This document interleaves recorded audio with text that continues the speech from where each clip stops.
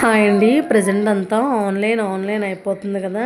Online shopping చాలా వరకు కూడా బెటర్ అండి. ఎందుకంటే మనకి బాగా టైం సేవ్ అవుతుంది, ప్లస్ క్వాలిటీ ఐటమ్స్ కూడా మనం తీసుకోవచ్చు.